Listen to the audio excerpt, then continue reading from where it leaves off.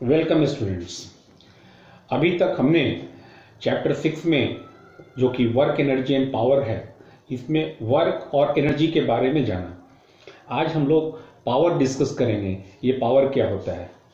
तो 9th class में भी आपने थोड़ा बहुत पढ़ रखा है, यहाँ भी वही सारी चीज़ें पढ़नी है और ज़्यादा कुछ नई बातें नहीं होंगी। हाँ, प्रॉब्लम्स जो हैं वो थोड़े हायर लेवल के मैं कराऊंगा जो 11th स्टैंडर्ड के होंगे। तो the rate of doing work is called power. Define कैसे करेंगे? The rate of doing work is called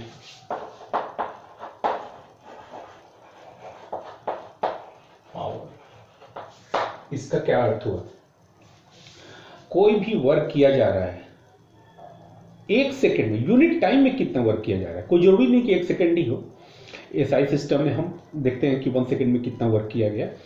वो कोई भी यूनिट टाइम हो सकता है, 1 आवर हो सकता है, 1 मिनट हो सकता है। ठीक है, तो यूनिट टाइम में कितना वर्क किया गया उसी को हम पावर कहते हैं। ठीक है, 1 सेकेंड में कितने जूल का वर्क किया गया वही पावर कहलाता है। तो मान लो कि t सेकेंड के अंदर w जूल का वर्क किया जा रहा है, तो 1 सेकेंड के अंदर कितना वर्क किया जाएगा जिसको हम पावर कहेंगे। तो if w joule of work is done in t second, then the power P is equal to W upon T होगा। ये हो गया फॉर्मूला, ये हो गया वर्क, टाइम और पावर का रिलेशन। समझ रहे हो बात? तो यहां भी वर्क किया जा रहा है, लेकिन कितनी तेजी से वर्क किया जा रहा है या कितना स्लोली वर्क किया जा रहा है वो डिसाइड करता है पावर को। यदि कोई वर्क, मान लो कि 2 बंदे लगे हुए हैं किसी काम में, एक बंदा जो है काम बहुत तेजी से कर लेता है और उतना ही काम दूसरा बंदा जो है बहुत धीरे धीरे, बहुत समय लेकर कर रहा है, तो दूसरे की पावर जो है कम है। पहला जो तेजी से कर ले रहा है उसकी पावर अधिक है, क्योंकि जो तेजी से काम कर रहा है उसके लिए टी स्मॉल है, तो उसकी पावर कितनी है? उसकी पावर ज्यादा है, क्योंकि सेम वर्क डन हमने लिया है। दूसरा बंदा जो सेम वर्क को अधिक समय लगा रहा है, डिले करके परफॉर्म कर पा रहा है, तो उसकी पावर क्या है? कम है। ठीक है, तो उम्मीद है समझ गए होंगे इसकी बेसिक। अब रही बात कि इसकी यूनिट क्या होगी, तो unit of power is,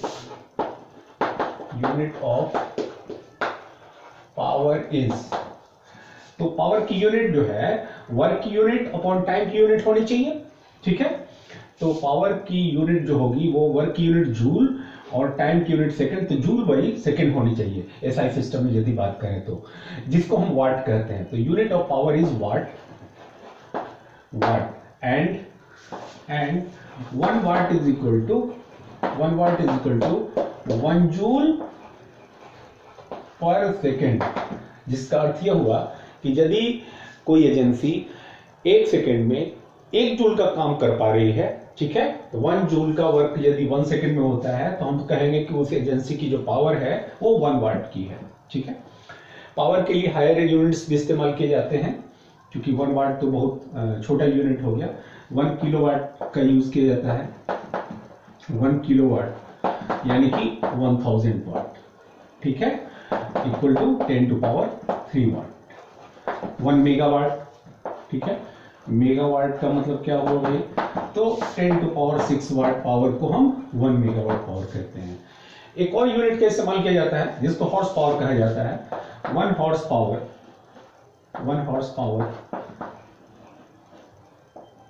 short में HP, 1 horse power equal to 746 watt होता है। 746 वाट पावर को हम 1 HP कहते हैं। तो जनरली जो है HP का यूज जो है इंजन्स वगैरह की पावर, मोटर की पावर बताने के लिए किया जाता है। तो जनरली इंजन्स की पावर जो है हॉर्स पावर में ली जाती है। क्लियर है? तो ये सारे वेरियस यूनिट्स हैं।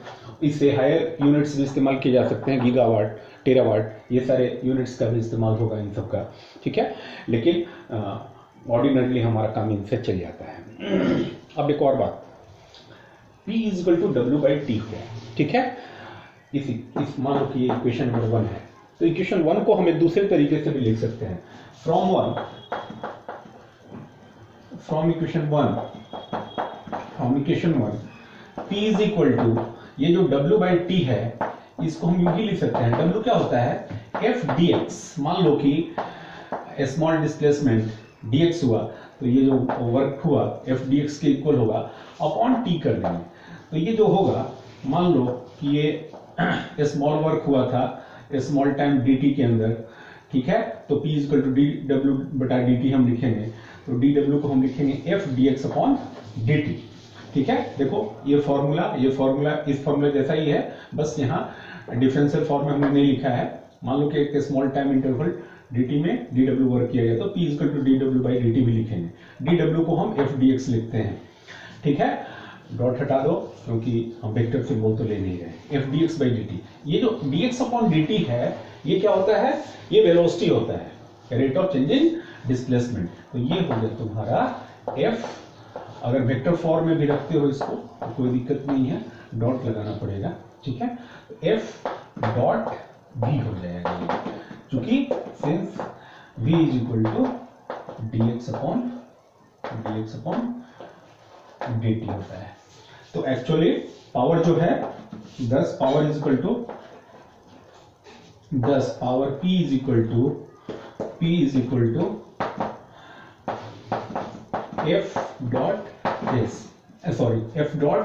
v। फोर्स और वेलोसिटी का जो डॉट प्रोडक्ट होता है वो पावर के इक्वल होता है। तो power is equal to the dot product of force and velocity. तो इसका भी ख्याल रखना, बस इन्हीं पर बेस्ड आपके क्वेश्चन पूछे जाएंगे, ठीक है। अब एक और बात मैं आपको बता दूं, पावर जानने के बाद मास को भी एनर्जी में कन्वर्ट किया जा सकता है, ठीक है। तो आइंस्टाइन ने एक इक्वेशन दिया था E is equal to mc², बहुत ही मशहूर इक्वेशन है, ठीक है, जो ये कहता है कि कोई मास जो है एनर्जी में तब्दील हो सकती है। आमतौर पर हम अभी तक समझ रहे थे कि मास जो है वो हमेशा कांस्टेंट रहता है, मास नहीं बदलता, total mass of an isolated system जो है कंजर्व रहती है। ये बात सही भी है, लेकिन यदि मास एनर्जी में कन्वर्ट हो रही है किसी पर्टिकुलर फेनोमेना में, तो मास कम भी हो सकती है, ठीक है, और वो जो लॉस्ट मास है वो एनर्जी में कन्वर्ट हो रही हो सकती है। तो अब हम लोग ये जानेंगे कि आइंस्टाइन ने मास एनर्जी कन्वर्जन के बारे में कौन सा रिलेशन दिया था, ठीक है। तो एल्बर्ट आइंस्टाइन के द्वारा जिसके सिद्धांत पर एटम बम बना, ठीक है। तो देखो तुमने न्यूक्लियर फ्यूजन का नाम सुना होगा, nuclear fusion and nuclear fission phenomena के बारे में 10th क्लास में पढ़ा होगा, वो सोर्सेज ऑफ एनर्जी वाले चैप्टर में, कि न्यूक्लियर एनर्जी जो आती है वो दो तरीकों से आ सकती है। सन जैसे हॉट बॉडीज के अंदर जो हाइड्रोजन के जो एटम्स हैं वो वहाँ पर एटम्स के रूप में रहते नहीं हैं, उनके इलेक्ट्रॉन बाहर निकले रहते हैं, प्रोटॉन जो है, प्रोटॉन इलेक्ट्रॉन सब अलग हुए पड़े रहते हैं।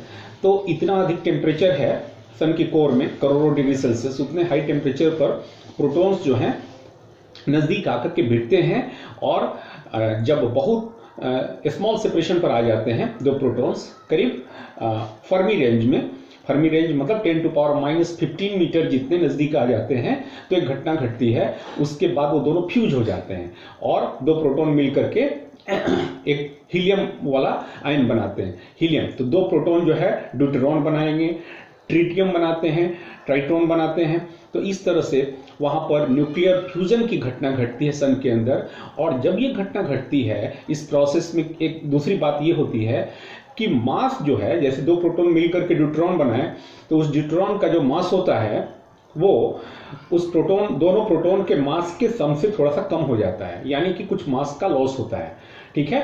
और ये जो लॉस्ट मास है, एक्चुअल में ये पाया गया है कि वो टोटली एनर्जी में कन्वर्ट हो जाती है, और वही energy different types of radiations के रूप में हम तक पहुंचती है, और ये चारों ओर बिखर रही होती है। ये तो रही बात न्यूक्लियर फ्यूजन प्रोसेस में, जहां पर 2 लाइटर न्यूक्लियाई जो है, बात सिर्फ प्रोटॉन्स की नहीं है, 2 लाइटर न्यूक्लियाई, बहुत सारे ऐसे लाइटर न्यूक्लियाई हैं जो फ्यूज होते हैं, जो मर्ज कर जाते हैं और आपस में उनके न्यूक्लियाई, ध्यान देना एटम नहीं, न्यूक्लियस मर्ज करके एक हेवियर न्यूक्लियाई फॉर्म करते हैं, और जब ये घटना घटेगी तो कुछ मास का जो है लॉस होता है, कुछ मास जो है एनर्जी में तब्दील हो रही होती है। तो यहाँ पर मास एनर्जी में कन्वर्ट होती है during the process of nuclear fusion. ठीक है, जो न्यू न्यूक्लियाई बनेगा after the merger of lighter nuclei, तो जो न्यूक्लियाई बनेंगे उस न्यूक्लियाई का मास जो है, जो जिन न्यूक्लियाई के कॉम्बिनेशन की वजह से न्यू न्यूक्लियाई का फॉर्मेशन हुआ है, उनके मास से थोड़ा सा कम हो जाता है। तो ये जो लॉस्ट मास है वो इस फॉर्मूला के according E is equal to mc² formula के अकॉर्डिंग, ठीक है, एनर्जी में कन्वर्ट होता है। और ये जो फॉर्मूला है ये आइंस्टाइन का इक्वेशन है। आइंस्टाइन ने, एल्बर्ट आइंस्टाइन बहुत बड़े वैज्ञानिक थे, जानते तुम लोग। आइंस्टाइन्स मास एनर्जी इक्विवेलेंस कहलाता है, मास एनर्जी इक्विवेलेंस। आइंस्टाइन ने बताया कि यदि एक मास जो है एनर्जी में कन्वर्ट होता है तो how much energy will be produce, तो प्रोड्यूस्ड एनर्जी की वैल्यू डेल्टा एम, यानी कि चेंज ये जो मास जो डेल्टा एम, दरअसल स्मॉल मास, बहुत स्मॉल क्वांटिटी में मास का कन्वर्जन होता है एनर्जी में, तो डेल्टा एम इंटू ये c² जो है, c यहाँ पर स्पीड ऑफ लाइट है, 3 × 10⁸ मीटर पर सेकेंड होती है, इसका स्क्वायर। तो इस फॉर्मूला के अकॉर्डिंग जो है मास एनर्जी में तब्दील हो रही होती है। ठीक है, एक दूसरी घटना मैं बताऊं, न्यूक्लियर फ्यूजन में तो मास का घोटाला होता ही है, मास लॉस्ट होता ही है, और वो लॉस्ट मास यदि डेल्टा एम है, यानी कि न्यूली फॉर्म न्यूक्लियाई का मास इतना यदि कम है पेरेंट न्यूक्लियाई की अपेक्षा, तो ये मास ही क्या होता है, एनर्जी में कन्वर्ट होकर के अकॉर्डिंग टू दिस रिलेशन वो रेडिएशंस में तब्दील होता है, different types of electromagnetic radiations में, और वो रेडिएशन जो है चारों ओर बिखर रही होती है, हम तक भी पहुंचती है। हाँ, एक दूसरी घटना घटती है, जैसा तुम लोगों ने न्यूक्लियर फ्यूजन के बारे में सुना होगा। यहाँ पर सन के कोर में क्या होता है, न्यूक्लियर फ्यूजन की घटना घटती है। फ्यूज होना मतलब मर्ज होना, 2 लाइटर न्यूक्लियाई का मर्ज होकर के, फ्यूज होकर के एक हेवियर न्यूक्लियाई फॉर्म करना। और इसका एक अपोजिंग प्रोसेस है जिसमें हेवियर न्यूक्लियाई, जैसे कि तुम्हारा यूरेनियम हुआ, थोरियम हुआ, ये प्लूटोनियम हुआ, ये जो हेवियर न्यूक्लियाई हैं ये स्प्लिट होते हैं, ये टूट करके, विखंडित होकर के, डिसइंटीग्रेट होकर के 2 या मोर देन 2 लाइटर न्यूक्लियाई में बंट जाते हैं। ठीक है, और ये घटना जो है nuclear fission, FISSION nuclear fission की घटना कहलाती है। और न्यूक्लियर फिजन की घटना के दरमियान ये होता है कि जो हेवियर न्यूक्लियाई जो स्प्लिट अप होती है 2 और मोर देन 2 लाइटर न्यूक्लियाई में, या और कुछ और पार्टिकल्स में, जैसे कि यूरेनियम का विखंडन होता है तो बेरियम एंड क्रिप्टॉन का फॉर्मेशन होता है, साथ में न्यूट्रॉन्स का भी फॉर्मेशन होता है, 2-3 न्यूट्रॉन प्रोड्यूस होते हैं पर फिजन, ऑन एन एवरेज 2 या 3। तो यहां पर यह घटना घटती है कि मास का लॉस यहां भी होता है। दरअसल ये जो लाइटर न्यूक्लियाई फॉर्म होते हैं, उन सभी लाइटर न्यूक्लियाई के मास का सम प्लस जो भी न्यूट्रॉन्स या और कोई भी पार्टिकल्स वगैरह बन रहे हैं उनका मास, इन सब का सम जो है, ये पाया गया है कि जो पेरेंट न्यूक्लियाई है जिसका विखंडन होने से ये बने हैं, उसके मास से थोड़ा सा ये कम होता है। ठीक है, ऐसे इंस्ट्रूमेंट्स हैं जिनसे इस वेरी स्मॉल मास को भी, इस वेरी स्मॉल मास डिफेक्ट, इसको मास डिफेक्ट कहते हैं, इस स्मॉल मास डिफेक्ट को वो मेजर किया जा सके। तो मान लो कि डेल्टा एम के बराबर मास डिफेक्ट हुआ, यानी कि जो लाइटर न्यूक्लियाई बने उन सब का टोटल मास जो है पेरेंट न्यूक्लियाई के मास से इतना कम है। तो इस घटनाक्रम में, जिसको हम न्यूक्लियर फ्यूजन कह रहे हैं, यहां भी क्या होता है, मास का एनर्जी में कन्वर्जन होता है अकॉर्डिंग टू दिस रिलेशन। तो न्यूक्लियर फ्यूजन या न्यूक्लियर फ्यूजन की जब घटना घटती है, ठीक है, उनका चूंकि वो चीज हम पढ़ नहीं रहे इसलिए उनका डिटेल हम नहीं देंगे, लेकिन फिर भी मैंने बता दिया, 10th में तो आपने पढ़ाई है। तो जब कभी भी ये घटनाएं घटेगी तो वहां पर कुछ मास लॉस होता है, जिसको मास डिफेक्ट कहते हैं, जिसको डेल्टा एम सिंबल से डिनोट किया जाता है, because the mass lost is very small, few AMU का होता है एटॉमिक मास यूनिट, और वो जब एनर्जी में कन्वर्ट होता है तो according to this relation called Einstein's mass energy equivalence relation. ठीक है, तो इन पर बेस्ड भी आपके क्वेश्चन आ सकते हैं। और एक क्वेश्चन हम लेते हैं, ए मैन, क्वेश्चन, पहला क्वेश्चन लेते हैं,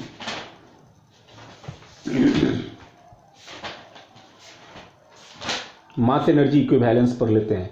how much mass is converted, question है इस रिलेशन पर बेस्ड, पावर पर बेस्ड क्वेश्चन करेंगे अभी। यहां भी पावर का इन्वॉल्वमेंट है, देखना हाउ मच मास, क्वेश्चन है how much mass is converted into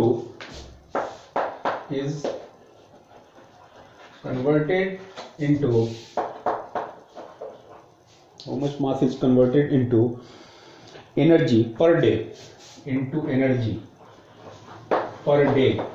प्रतिदिन, एक दिन में कितना मास जो है एनर्जी में कन्वर्ट होता है per day in Tarapur nuclear power plant, इन तारापुर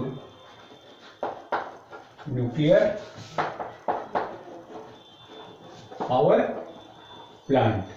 तुम जानते हो बहुत सारे न्यूक्लियर पावर प्लांट हैं हमारे कंट्री में, उसमें से एक तारापुर न्यूक्लियर पावर प्लांट भी है, ठीक है। तो वहां पर कितनी मास जो है एनर्जी में कन्वर्ट हो रही है एक दिन में, ऑपरेटेड एट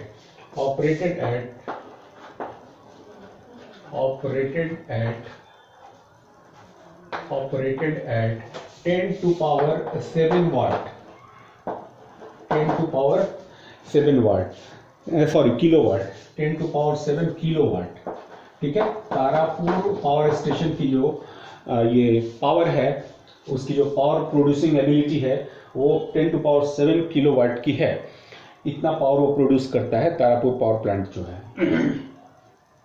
तो कहा जा रहा है कि इस रेट से अगर पावर प्रोड्यूस हो रहा है तो कितना मास जो है, अब मास का मतलब यहाँ क्या है, तुम जानते हो जितने भी न्यूक्लियर पावर प्लांट्स होते हैं उनके अंदर जो फ्यूल का इस्तेमाल किया जाता है वो एल्युमिनियम रॉड के अंदर वो यूरेनियम 35 का इस्तेमाल किया जाता है। यूरेनियम 235 को यूरेनियम के बहुत सारे आइसोटोपिक फॉर्म्स होते हैं।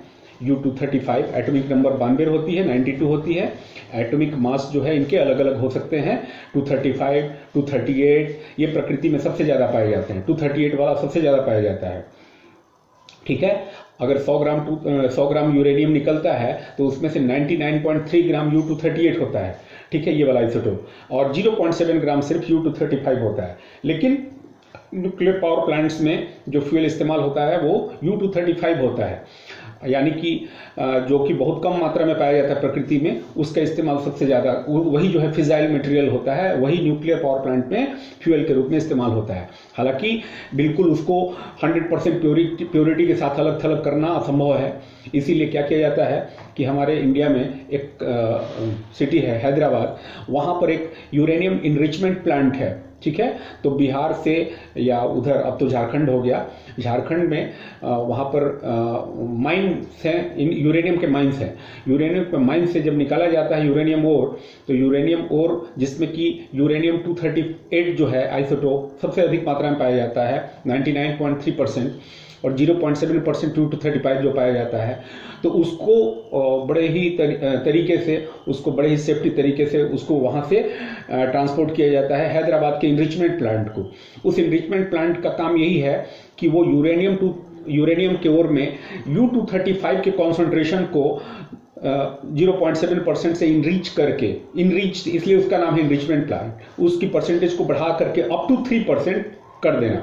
तो मतलब 100 ग्राम यूरेनियम में 3 ग्राम कम से कम हो जाए, 3 ग्राम तक भी U-235 हो जाता है, तो अब वो फिसाइल हो गया, अब उसको फ्यूल के रूप में इस्तेमाल किया जा सकता है। तो इनरिचमेंट में क्या किया जाता है कि यूरेनियम ओर के अंदर U-235 जो आइसोटोप्स बहुत कम मात्रा में पाया जाता है, जिसकी परसेंटेज बहुत कम होती है, उसको इनरिच किया जाता है, उसकी परसेंटेज को बढ़ाया जाता है, और बढ़ा करके फिर पावर प्लांट्स को डिलीवर किया जाता है।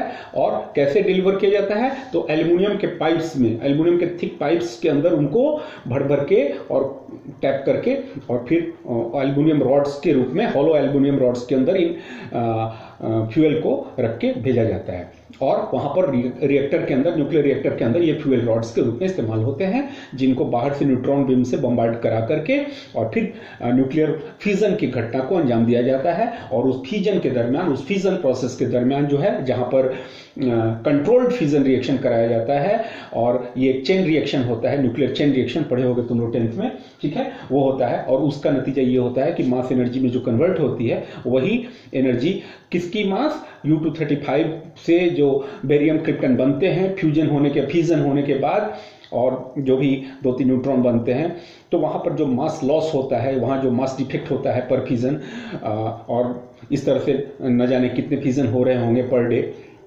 तो उसके कारण जितना मास कन्वर्ट हो रहा है एक दिन के अंदर एनर्जी में, तो ये पता करना है कि वो टोटल मास डिफेक्ट कितना हो रहा है एक दिन का, और वो जो मास लॉस हो रहा है वो कितना हो रहा है। जबकि ये न्यूक्लियर पावर प्लांट 10⁷ किलोवाट का पावर जनरेट करता है। तो हमें क्या दे रखा है, कैसे सॉल्व करेंगे, तो समझो, हमें पावर दे रखा है, पावर प्लांट की पावर है 10⁷ किलोवाट। किलोवाट का मतलब हो गया कि इंटू 10⁻³ करेंगे तो इतना वाट, यानी कि this is equal to 10⁻10 watt. तो पावर दे रखा है, power of the plant is given, ठीक है। इसका अर्थ हुआ कि 10⁻10 joule per second, 10 this is equal to 10⁻10 joule per second, यानी कि एक सेकेंड में 10⁻10 जूल की एनर्जी जो है रिलीज हो रही है। तो 1 सेकेंड में 10⁻10 जूल की एनर्जी रिलीज हो रही है, तो 24 आवर्स, जिसको हम 1 डे कहते हैं, राउंड द क्लॉक ये न्यूक्लियर पावर प्लांट जो है 24 घंटे चलते रहते हैं, 365 दिन ऑन रहते हैं, ठीक है। तो 10⁻10 जूल प्रति सेकंड की रफ्तार से 24 घंटे के अंदर बताओ कितने सेकंड हो गए। उतने सेकंड से आप क्या करो, मल्टीप्लाई करो, तो इतनी जूल की एनर्जी पर डे रिलीज हो रही है। तो सबसे पहले तो हम कैलकुलेट करें कि एक दिन में कितनी एनर्जी रिलीज हो रही है, कितने जूल की। तो total energy produced per day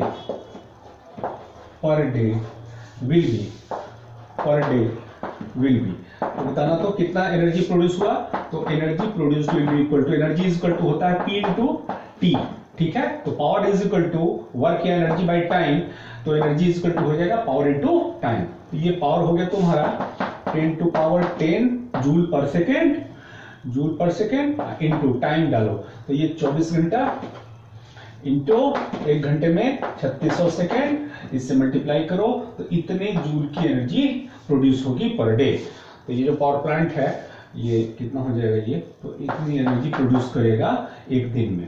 तो ये हो गया 10⁻12 और 36 इंटू 24 करेंगे हम, अभी रहने दो। तो इतनी एनर्जी जो है प्रतिदिन प्रोड्यूस हो रही है, एक दिन में प्रोड्यूस हो रही है।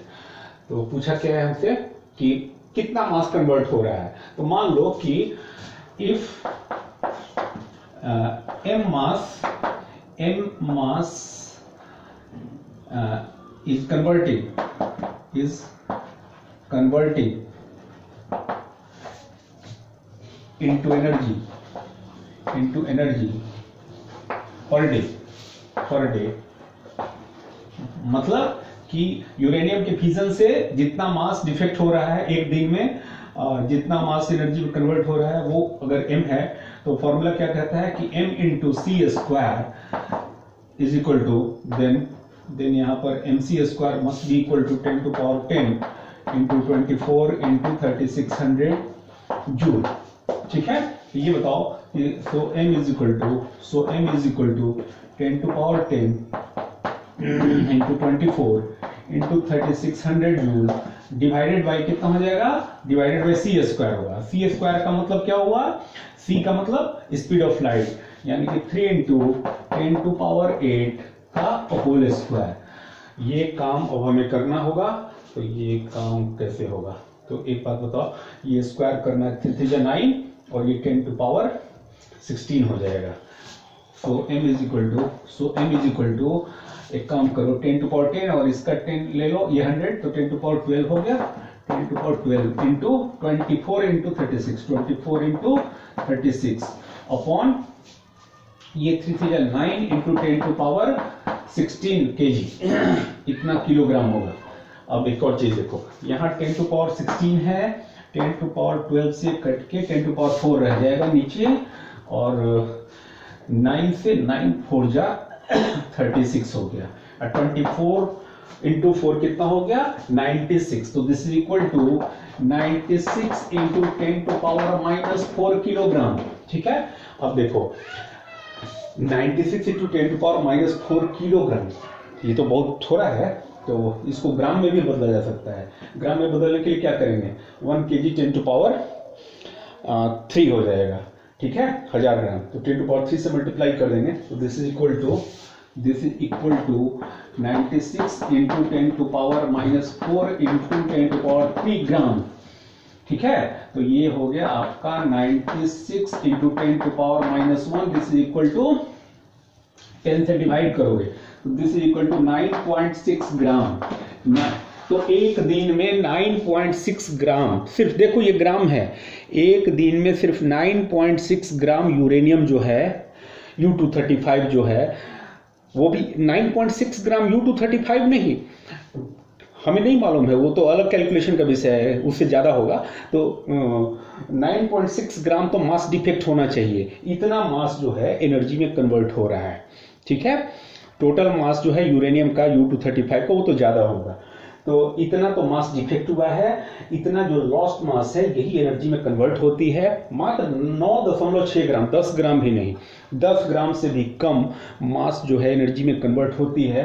तो देखो इतनी ज्यादा मात्रा में पावर जो है प्रोड्यूस हो रही है, इतनी जूल एनर्जी जो है 10 टू पावर 10 जूल, समझ सकते हो, प्रति सेकंड की रफ्तार से, प्रति सेकंड के रेट से 24 घंटे तक रिलीज हो रही है, सिर्फ 10 ग्राम से भी कम मास के कन्वर्जन की वजह से। तो उम्मीद है समझ गए होंगे इस प्रॉब्लम को। कल हम लोग और प्रॉब्लम करेंगे। ठीक है, कल कुछ और न्यूमेरिकल्स करके भेजता हूं और कुछ प्रैक्टिस के लिए आपको क्वेश्चन भेजता हूं। उम्मीद है आप समझ के सब कर पाओगे। Thank you.